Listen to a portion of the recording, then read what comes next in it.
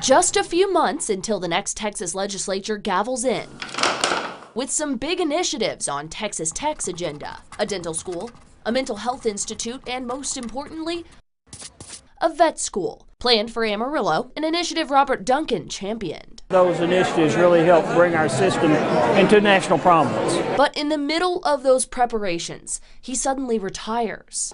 Many blaming Board of Regents Chair Rick Francis. While he was behind the firing of Chancellor Duncan, you know, when you got a snake, the first thing you do is chop off its head.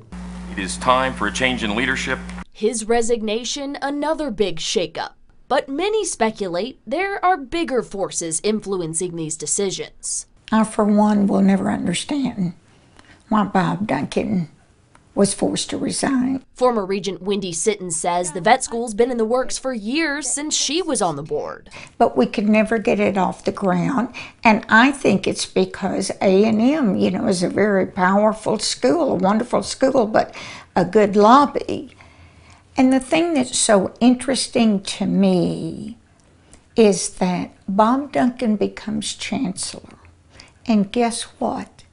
He is securing the vet school. He got it done where the rest of us couldn't get it done. And we asked him. This is about a vet school, and it's about a chancellor at another university that has a long political career with a lot of political power. I mean, you can't take politics out of the politics. We took a look at the politics, digging through campaign finance records and millions of donations to discover every single Texas Tech regent had donated thousands to Governor Greg Abbott as of this August.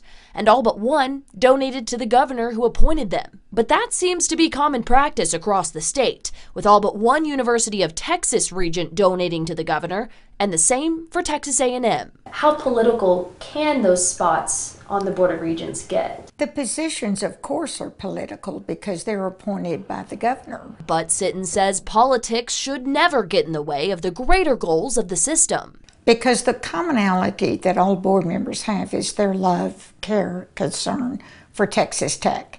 And every decision made by a regent should have that goal in mind. The board says the mission is still the same in spite of these leadership changes. We may have reshuffled chairs just a little bit, but I think you've got still all of the other people that have been behind the scenes working to make Texas Tech everything it can be. And the governor says he's on board. I have supported the vet school, and I will continue to support whatever the mission is. With the new chancellor settling in and those legislative preparations continuing, Robert Duncan says he's just ready to be a volunteer for Tech and assist Chancellor Mitchell in any way he can. He's the right choice at this time, and I think Ted and I work very well together.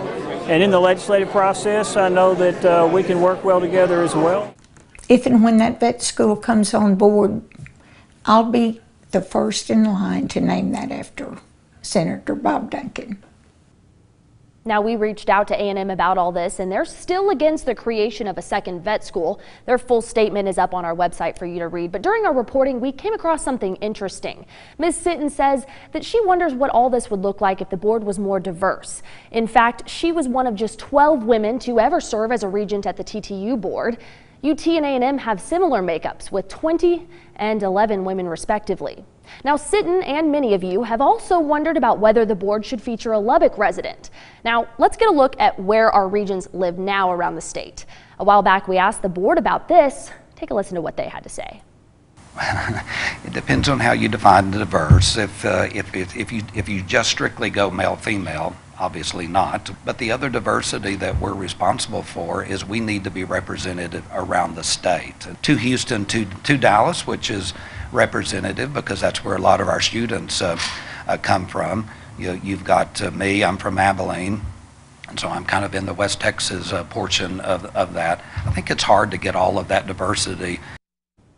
And Lancaster added, we may be seeing changes during the next round of regent appointments that come down from the governor. And then on a personal note said he'll actually be moving to serve from Lubbock come January. Now we have a closer look at the makeup of each of these university boards and some other facts and figures. We've got all of that on our website, everythinglubbock.com.